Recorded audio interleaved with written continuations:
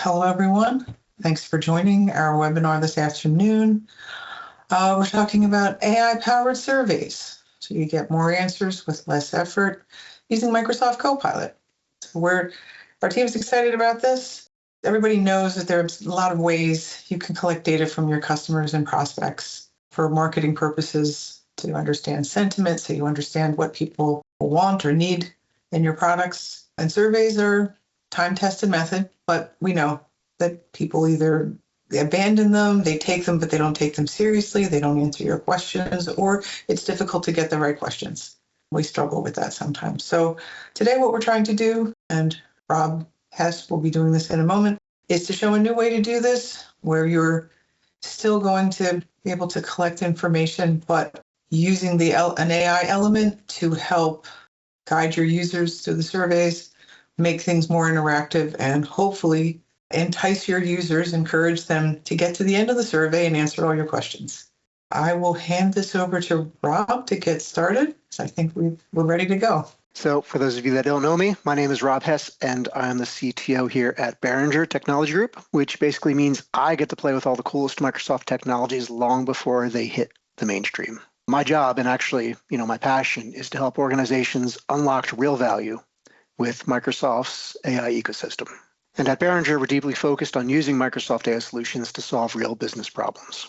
One of those is a product that we built that allows us to bring in enterprise data for our customers into the cloud and essentially give AI something meaningful to learn from. So it's almost like giving Copilot a fully stocked library of data to bring into your knowledge as opposed to like a stack of sticky notes. And for some companies that are still stuck in aging and expensive on-prem systems, we'd love to guide those customers into the modern world with Microsoft Dynamics, the Power Platform, where everything really is much faster, more secure, and ready for AI-driven transformation. So in short, I really get to help organizations move from the question of, we should really modernize someday to, wow, AI is actually working for us right now. That leads into today's topic, which is challenging the way that we traditionally provide surveys for our customers. I want you to take a moment and imagine the last time you filled out a traditional survey. What did that feel like?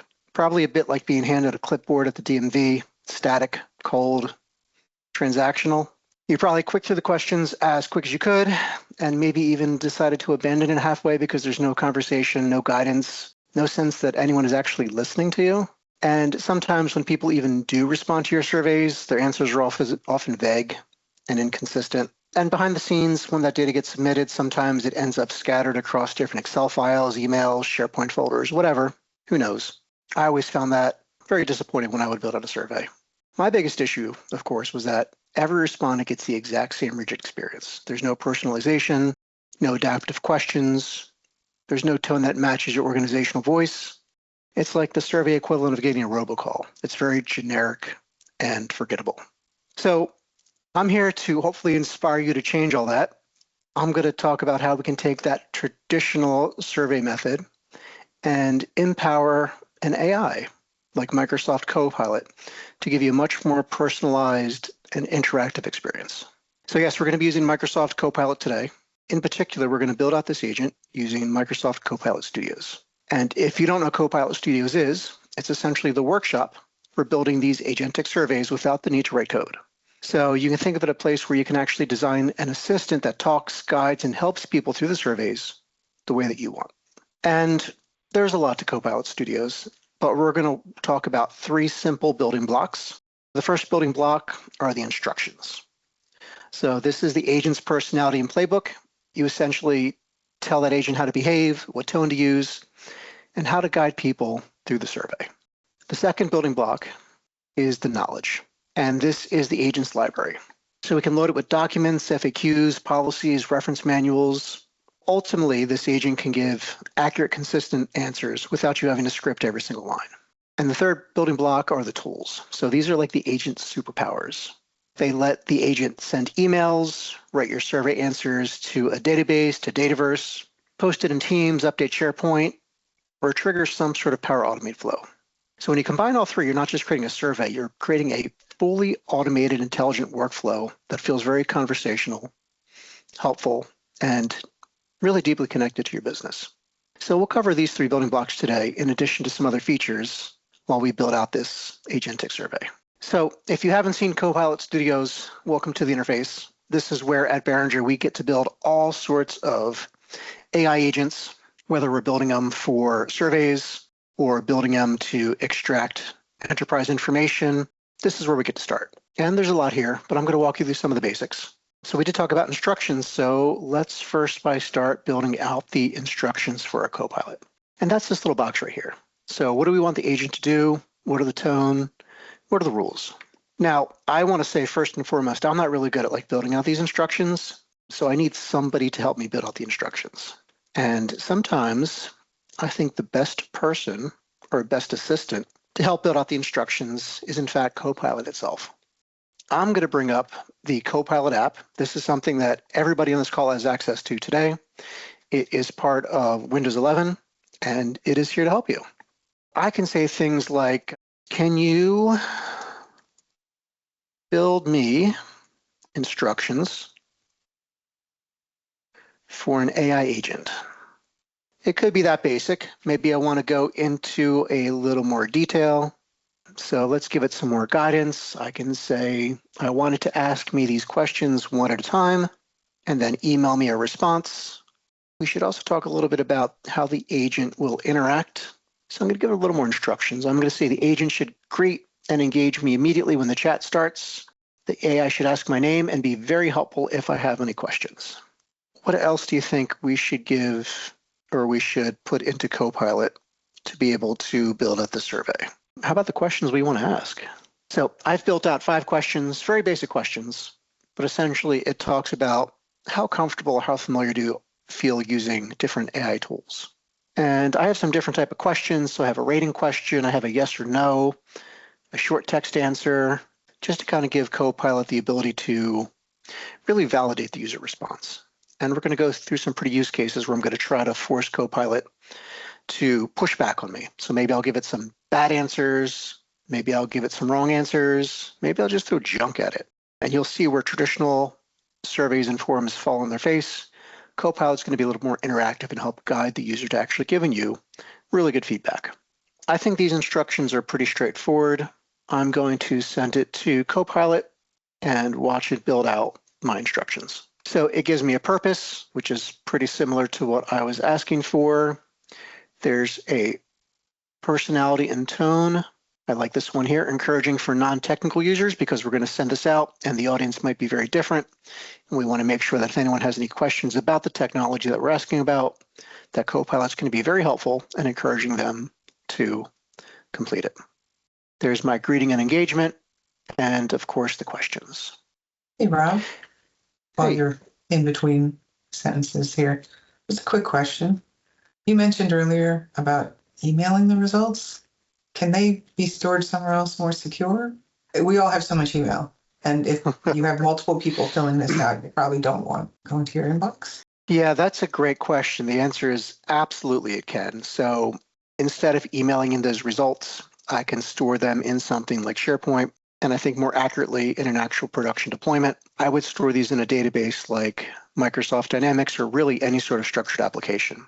So the possibilities are endless. I'm just doing this for just a quick demo, just to capture those and send them in to me.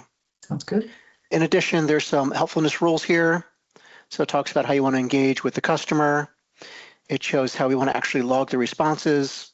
It shows how we're going to email the results as well as end the conversation. So once again, I didn't write any of this. And you're going to see that in general, I like to be very, very lazy, where if I have to write something, I'm going to have Copilot do it for me. So I'm going to take those instructions and I'm going to paste them in here and I'm going to save them. And really that's the core of it. There's some other fields I want to fill in and we'll kind of go through these. Now that I have in my instructions, I'm also going to give it a name and give it a description. And once again, I'm not very creative with my names or descriptions, but I'll ask Copilot. How about generate me a fun name for this agent and a description. And sometimes I like to type so fast that I have a lot of typos because Copilot doesn't care. It's funny because it's seen enough of my typos where it automatically understands what I'm trying to tell it. All right, there's some fun names. What's a good one? The Nudge Navigator. There we go. So I'm going to take that one and I'm going to paste that in for my name. And also let's give it a description. So while you're doing that, is that description going to show up anywhere? Is that anything? Does the user see that? That's a great question. That's actually something used for internal use only. So it's not used for any of the reasoning, any of the behavior, decision making. It doesn't influence the agent at all. So it doesn't influence how the agent interprets instructions or how it responds. It's just basically human documentation. So that way, when you go to add this agent, perhaps to Microsoft Teams, or if you want to orchestrate and connect to other agents, you'll be able to see the name and the description so you know what this agent's use is for. So at this point, we've actually built an active agent. We're going to select a couple more things, but if you wanted to test it out, it would actually work. But before we do that, let's add a couple more things here.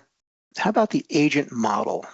So by default, it's on model, was it GPT 4.1? Let's see what else we have here. That is the default model. I see some other ones. So I see some for version 5. There's an auto or reasoning. We even have access to some external models like Claude Sonnet. Let's go to GPT-5 chat. Let's try that out. I noticed when I was selecting my models, some had tags on it like preview, some had tags on it like experimental. So just want to give you a little bit of caution there. First and foremost, if you're not sure what model used, go ahead and try them all out, because essentially they will give you different responses, and perhaps you will like the responses from one model better than the other. But just be aware that something that is experimental is bleeding edge, so it's very powerful, but it's really not validated for broad use yet. I've noticed that the preview ones, they are good to use, so they're almost ready for production deployment. They're certainly stable enough for real use, but Microsoft, or at least the model owner, are still gathering feedback before they make those become generally available.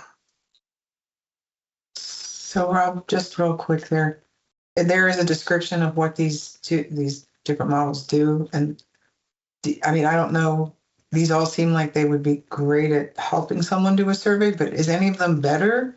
Or is it just what you, how you think?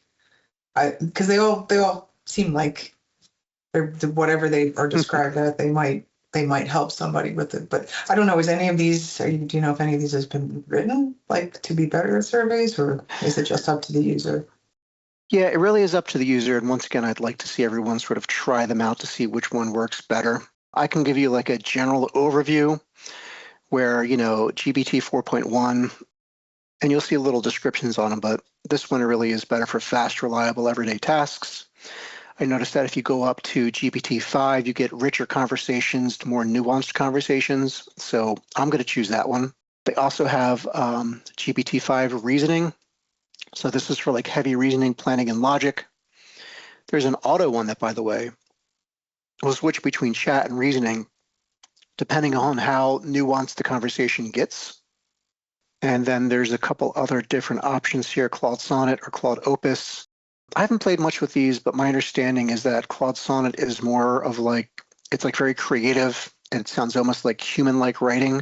And Claude Opus is more for like deeply structured problem solving. I will say that when you're looking at models, just remember that the Copilot model, it's like the underlying AI engine that powers your agent's response, conversation styles, and really its problem-solving abilities. It's like the brain that Copilot uses to answer your questions, generate responses, and then guide users to the tasks.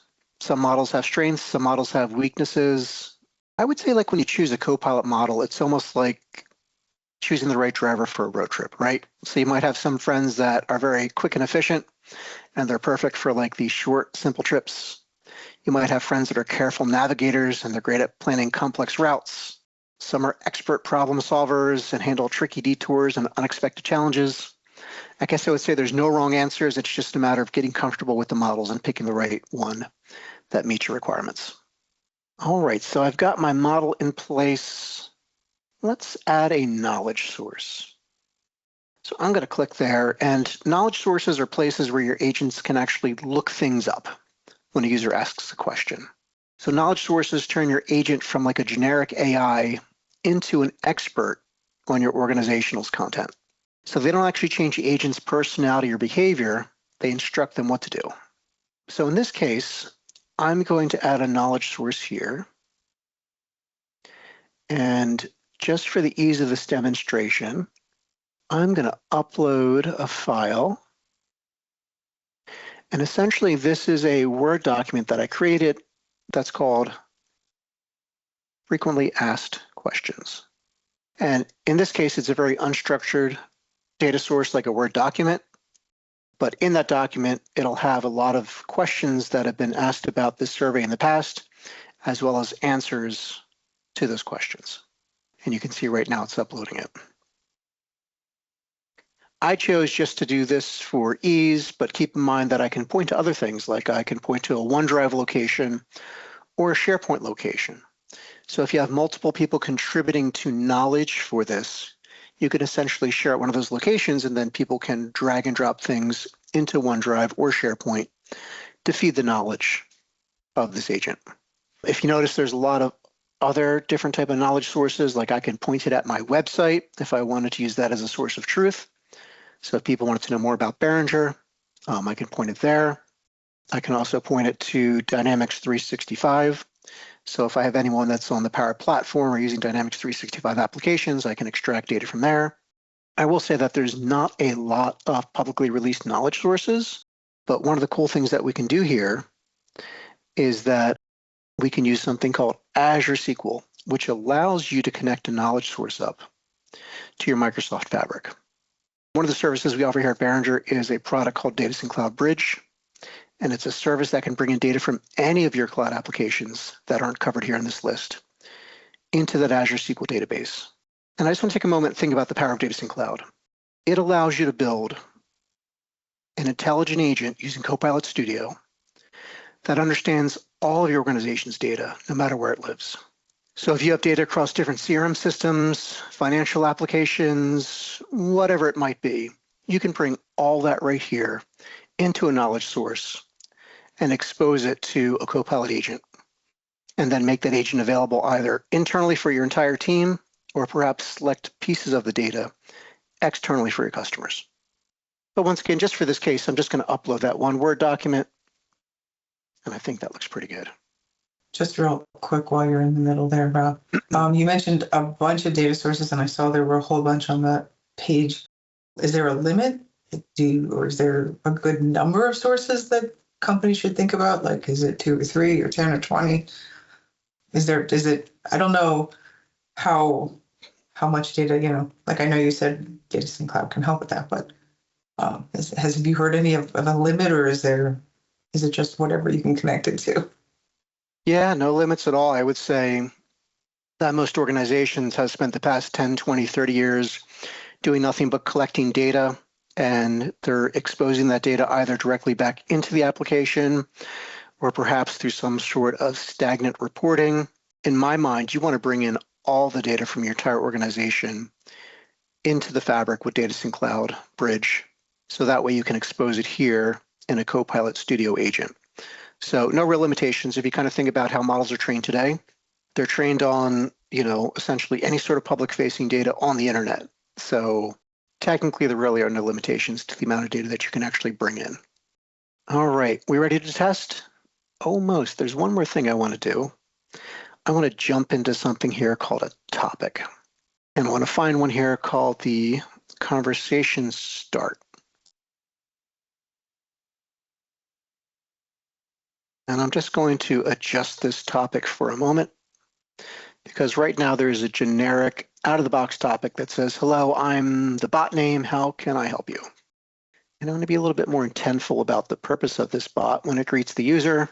So I'm going to say something like, I'm here to perform your AI survey, what is your name? So essentially the bot is going to get them engaged in the conversation. This is pretty cool because when the conversation starts, you can not only throw text out to them, you can add in all sorts of things, like you can present any sort of files if you want them to read something to prep for this interview. You can add images or videos. So if you have any sort of training materials, you can present that right away, or use images perhaps to brand it. But essentially, this gives you the ability to add some very specific instructions instead of the general AI agent instructions. So I'm going to save this topic, and then we're going to go off and publish and test this.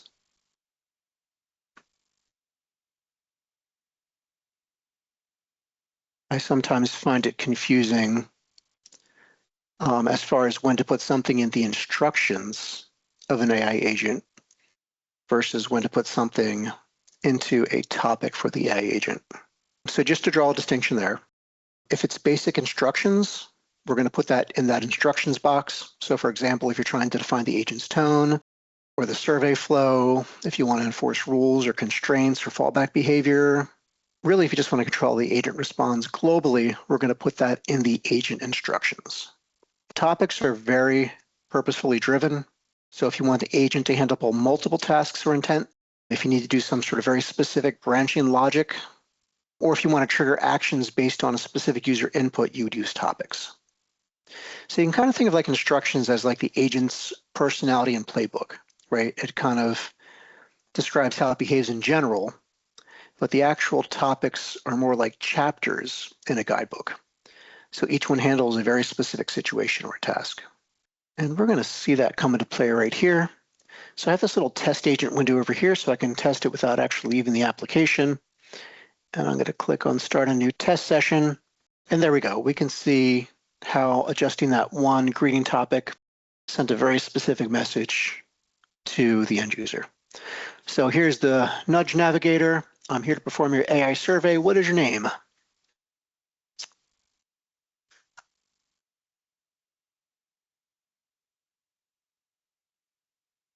All right, so now it's greeting me. It knows my name, and it's starting to present the questions to me. So how familiar do you feel with AI tools like chatbots or assistants? So I think I'm going to really try to trip up my agent just to kind of show you the power of running these surveys through an AI agent as opposed to a traditional form. So it's telling me, or it's asking me how familiar I am with these different type of tools, but perhaps I don't know what they mean. So I'm going to, instead of answering it, say something like, what does that mean? I'm not even sure what you're asking me.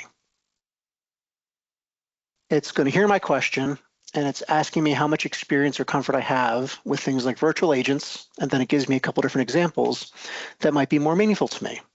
So while I might not know what a chatbot is, I certainly have worked with Siri or Alexa. It also then kind of defines what that scale should be. So if you remember my initial question, I said, let's rate them on a scale of 1 to 5. But if you notice, I never really defined what 1 through 5 is. This essentially is where the agent's actually inferring what I want to tell the customer based on the instructions that I've given it, in conjunction with the question that it's asking. So like I never actually programmed in this text, but it knows that I'm asking a question about the comfort of an AI agent. I'm asking to give it a response on a scale of 1 to 5, and it actually started generating this text by itself to help me further understand what information I want to give it back. It's also giving me a little bit of confidence here where it's saying, hey, there's no wrong or right answer, just pick the number that feels closest to your experience. I will say that if I wanted to build out something very specific as far as what the scale should be, I might add that into my FAQ document that I uploaded. But in this case, this is Copilot doing it all by itself. I'm going to ask a little bit more of a specific question, because it did talk about how do I feel about chatbots or a virtual assistant. I'm going to ask what is the difference between those two things. And keep in mind that I still haven't answered the question. And this Copilot virtual agent is smart enough to know that I haven't answered the question. So it's going to keep assisting me and guiding me until it actually gets an answer. So I asked a question, it's given me an answer. It's now showing me the difference between a chatbot and a virtual assistant. Once again, this information was not in my FAQ document. If I wanted to give it something very specific, I would put it there. But in this case, it actually went out on the internet and it brought a definition back between the two. And then it gave me these two different examples here between a chatbot and a virtual assistant. It asks me if it helps. If it doesn't, I can ask it more questions, but it continues to ask me the first question until it gets an answer. So I can do a couple things. I can actually give it a number from 1 to 5, or I can just kind of give it my gut feeling and see if it actually translates it into a number. So that way, as an end user, I'll give it like some sort of quantitative or qualitative answer. Let's see if this this agent is smart enough to know what I mean. So I'm going to say, yeah, I'm pretty familiar. And right there, it assumes that pretty familiar is a 4 on the scale from 1 to 5.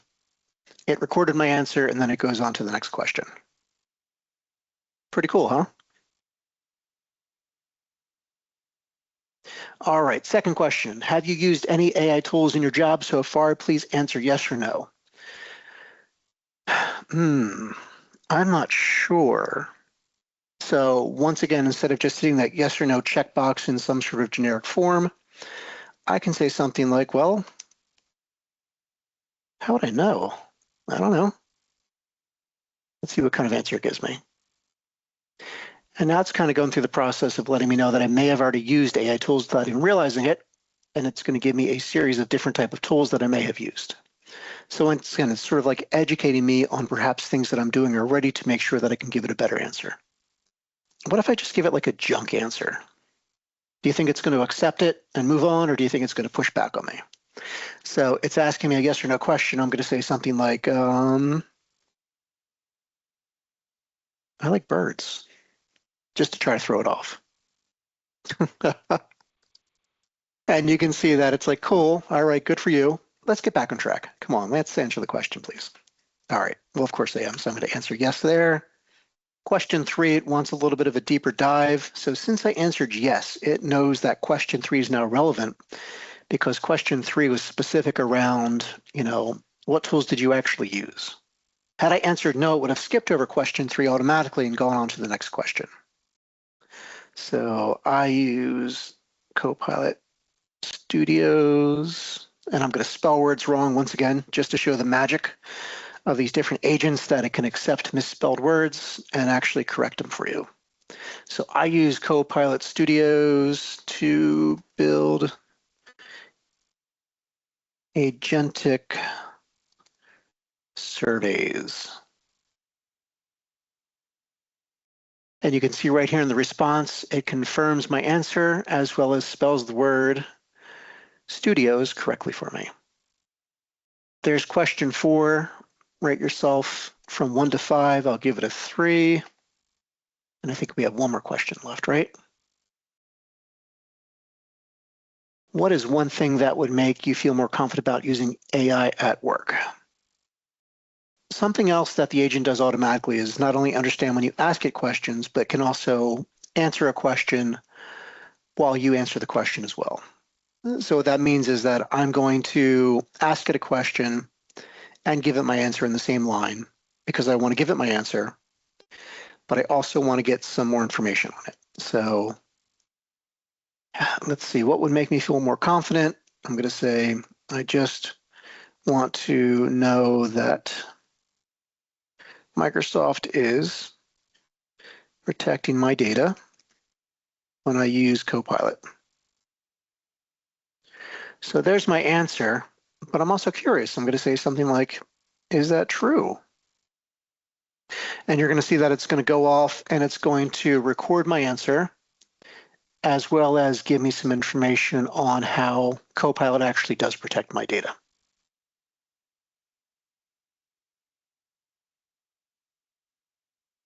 What do you think, June? How does this compare to some of the surveys that you've sent out in the past so far? Oh, this is much better because I think people will have fun with this, especially if you can block out time to take a survey and you'll look forward to it because you can have some creativity. It's not going to be the same mind-numbing process that it's been in the past. I do think this is this is so much better than what we've had to work with in the past for marketing. Nice. Part of the instructions were to ask the user to review their responses. So if it's important for them to go back and take a look at all the responses in a summary, you can have that happen automatically. So here's a list of the questions as well as the recorded answers. And then when it's done, it's going to go off and send me in that email. Once again, if I had a different connector, I can push that into maybe a marketing application or a Dataverse or something. Oh, what happened at the end? It says escalating to a representative is not currently configured for this agent. So something went wrong. And we're going to fix that in just a moment. But this was a bit deliberate. So ultimately, we need to go off and set up that email connector because while Copilot Agent has the ability to ask me the questions, it doesn't actually have the ability to send me in an email unless I add that as a tool. So let's just do that in a moment. But I want to just talk about this escalation topic. So this is another one that's built in automatically here. Did you know that you can actually configure this Copilot agent to escalate to a live human via Microsoft Teams?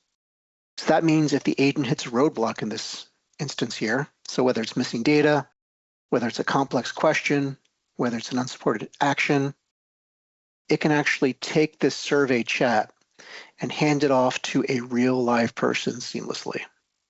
So think of it like as a safety net for your users and really just a powerful way to blend AI with human support. So all those options are built in that list that said escalate? Absolutely. Those were different phrases or that would be used to essentially trigger that escalation topic.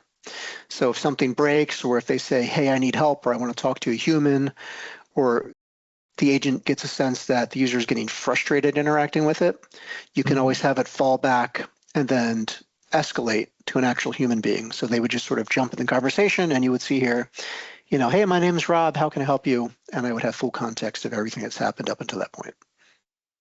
That's the way surveys should be built. That's the way agents should be built with those kind of those options. That just makes sense. It's good to see that. All right, so I'm just going to finish this up. So this is the missing piece here. We're going to add a tool and we're going to set up an email connector here. And as we're setting up this email tool, keep in mind that there are many, many other tools that we can add here in addition to just emailing. And once again, you can think of Copilot tools like giving your AI agent like a set of superpowers, right? So on their own, agents can talk, they can guide, they can understand, but tools let it take action in the real world, right? So it's almost like the agent's like a smart assistant. And these tools essentially are like handing them keys to different rooms in your organization. So in this case, I'm giving them the key to the mailbox. So they can actually then take information and they can email it out. All right, let's finish setting this up. So there's some basic things here. Who do I want to send it to? So use my email address. There we go. As far as the subject and body, I'm going to leave these set here as dynamically filled with AI. You can actually put custom messages in, you can build formulas around it, but just for this very basic example, I'm going to have Copilot determine what the subject and the body is going to be. And I'm going to save it. I just wanted to cover 3 more topics pretty quick, and I'll just go through them. But what do you have for us, June? No, I just wanted to follow up on the tools because it made me think you're showing email, but there are equivalent tools. Because we mentioned earlier about storing data in different places. This is that idea of where your data can go once the survey has been completed? Absolutely. Absolutely. Okay. Yeah, so in this case, I'm adding the tool for email. I can add the Microsoft Dataverse. So if I'm on the Power Platform using Microsoft Dynamics, I can push it into there. There's a lot of other third-party connectors that you have access to, but essentially these are the actions here. So I guess a good analogy is like without these tools, your agent's like this brilliant advisor who can talk all day, but they can't actually do anything. But with these tools, it becomes a fully empowered teammate who can carry out tasks, update systems, store data, send data, and just pretty much move work forward automatically. One of the attendees asked, so how did we get this survey in front of, how does this get in front of a user who's going to take a survey? That's a great question. That actually does align with the next 3 topics I want to talk about. That happens through this tab here called Channels. And we're going to use Channels to help deploy this agent in a few different ways. So you can think of like Channels as a different doorway that people can use to enter your building. And your Copilot agent really is the helpful guide that's standing inside. But essentially, it's going to help out different people depending on which door they walk through. So there's a lot of different options here. If you're going to deploy something internally, you would use something like Microsoft Teams. So this is like the front lobby door. It's the one that employees use every day. So if I wanted to send this survey or build an agent for my team, I would deploy it through the Microsoft channel called Teams. If I wanted this to be more public, and I think this is relevant for this demo, I have a couple different options. I can either push it into a demo website, which gives me a public-facing URL that I can then send out to anybody that I want to take the survey. Or if I have a developer, I can actually publish it as a web app, and then they can take that web app and add that to our public-facing website. So that way, if you want to have it branded a little bit better, you would choose that web app option. So to me, these two are like the glass storefront door, right? This is open to customers and visitors and really can just open it up for anybody to take it. There's other platforms you can deploy this to. So if you have a Facebook page and you have a lot of engagement there, and you essentially want to push out this agent to all of your Facebook users, I can publish it there. This is a pretty cool one too. We work with Dynamics 365 customer service. So if I want to push this agent out to any of our customers that are engaged with our support team, and I want to push out a survey, I can do it that way. It's pretty cool. You can see Microsoft does support a lot of the competitors. So I see Salesforce, ServiceNow, Slack. And I think it's important to know that just because you may not be in the Microsoft ecosystem, it doesn't mean you can't use any of their tools. In fact, you'll see that Microsoft supports a lot of third-party vendors as well as competitors. A couple more just to push the conversation along to make sure we don't go over time. There's this tab here for analytics. So analytics, they're the tools and the insight that help you understand what's actually happening inside this agent. So this is where you can see the raw data from your survey responses, customer interactions, system activities, workflow patterns, and essentially turn it into meaningful information that you can act on. So with these analytics, you can spot trends, measure performance, identify bottlenecks, and make decisions based on evidence instead of guesswork. Typically, when I push this survey out, I would take a look at how effective it is through this analytics tab. I want to make sure that people are engaged. I want to make sure they're not abandoning anything. And of course, if I wanted to, I can look at the full transcripts to see if there's any sort of blockers that are stopping my clients from actually answering these surveys. So there's a lot of great, powerful tools here. And then one more tab here is called the evaluation tab. So this was introduced back in October. I think it was in preview back in October, but certainly it's a mainstream feature now. And the evaluation tab in Copilot Studios is where you test your agents to make sure that it behaves the way that you expect it. So essentially, it lets you run sample conversations, it checks for accuracy, validates instructions, and catches issues before your users see them. Beringer uses this pretty extensively when we build out Copilot agents for our customers. So even when your knowledge sources start to grow, evolve, and change, and even after we start refining the agent's instructions through this iterative process, this is the way that we can prove out that your Copilot won't drift, it won't improvise, and it won't surprise you. It'll make sure that you're really producing consistent answers today, tomorrow, 6 months from now, when models change, whenever. This is the way that we control that. If I can give you a good analogy, it's almost like a wind tunnel for your AI, right? So no matter how many upgrades you bolt on, new data, new rules, new features, this wind tunnel lets you test your agent under controlled conditions to make sure that it stays predictable, stable, and ready for real-world use. So we do have another question that popped up in the chat. The question was, so if you send it as a link in an email, then a web browser would open for the end user to complete the survey. Website is one option. In this case, if we're going to make it public, it's either going to be, let me go back to my channels here. It's either going to be deployed as this demo website here or as this controlled web app here. And when you do that, it'll essentially give you a URL that you can send out to your clients. Basically, if I were to click on demo website, it's telling me that I need to change my security protocols here because by default, this agent is limited to work inside of my organization and not outside of it. So I'd have to essentially change the security parameters to say, hey, this agent is allowed to talk to anybody on the internet. And then once I do that, it'll actually give me a link that I can bring up and then I can send that link out. Okay, so you wouldn't have to build a website just to host the survey then? Correct. You don't have to build a website. It would just be branded under Microsoft as opposed to branded under your company. That's right. That's fair. Okay. Yeah. I want to do one more thing here, if you don't mind. I want to have a little bit of fun here. Because what if you wanted to do something a little bit more creative, right? So perhaps you're sending out a survey and you want to have some sort of theme or you want to make it more fun. Is it possible to adjust the instructions to behave in a different way? And the answer is, well, yes, of course. And I just wanted to kind of show you what that looks like. So I'm going to go back to Copilot, and I'm going to ask it to rewrite my agent instructions. But in this case, I want it to ask the instructions as Batman. So maybe I'm sending out some sort of Batman-themed survey.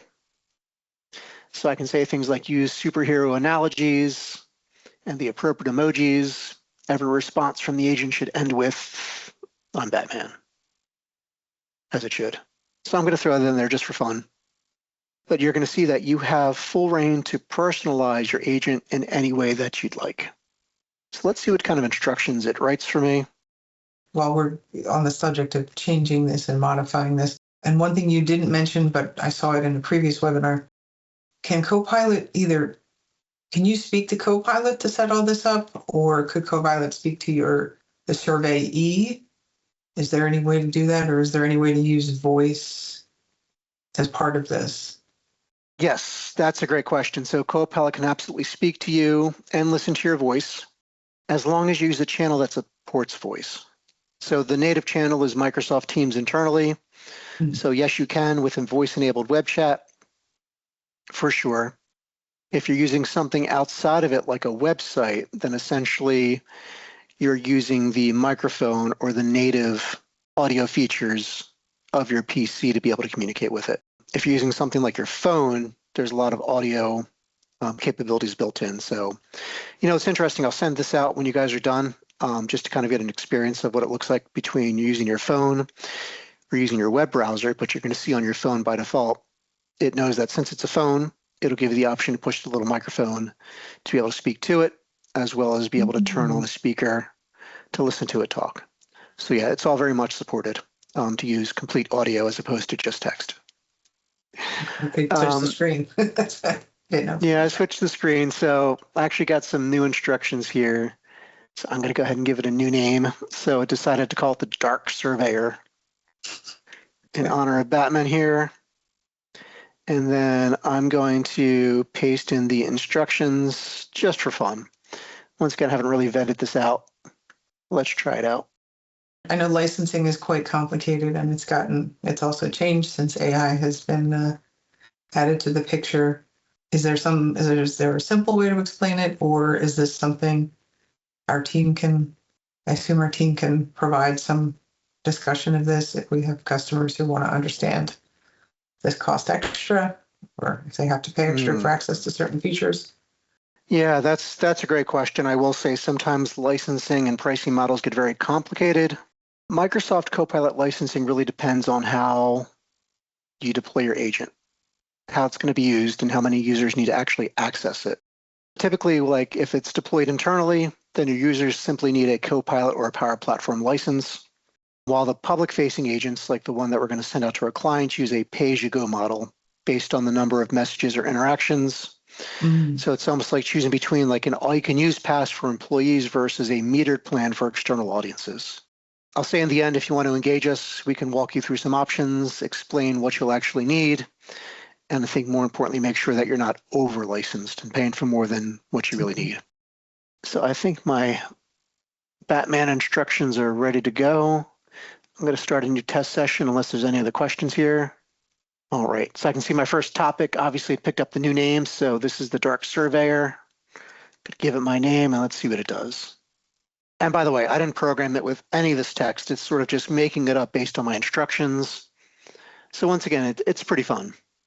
So you stepped out of light and into the shadows of innovation. I'm the Dark Surveyor, and I'll guide you through this mission. Pretty cool, huh? Let's see, I'm just going to give it a quick answer. Oh, look at that. I'm Batman. Thank you for that. Anyway, that's just for fun, but it goes to show that, these surveys really don't need to be boring. I think we're pretty close to time, so just want to take a moment, and I just want to thank everyone for spending time with us today. I really hope that you're walking away with a clearer picture of what's possible when you combine Microsoft's AI ecosystem with some thoughtful design, good data, and the right strategy. At Beringer, this is what we love doing, helping organizations modernize, simplify, and unlock real value with tools that are actually fun to use. If today's session sparked ideas, questions, or like what if we could moments, then let's keep the conversation going. Whether you want us to build a Copilot agent for you, or guide your team through the best practices, or even just help modernize your environment so AI can thrive, we're here, ready to dive in. So reach out to us, connect with us, and let's build something amazing together. All right, well, thank June? you, everybody, for hanging out with us till the end.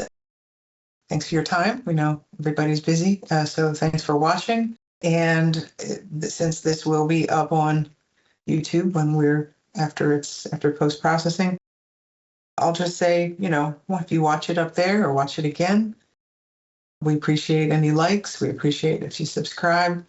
Love to have comments of what you think of this content and what you'd like to see next. Check out our website. It's www.beringer.net. We also have an information email if you're interested, info@beringer.net. We'd love to keep the conversation going if this is technology your company would like to use and move forward with. Thank you so much for your time. Have a great rest of your day. Take care. Thanks, everybody.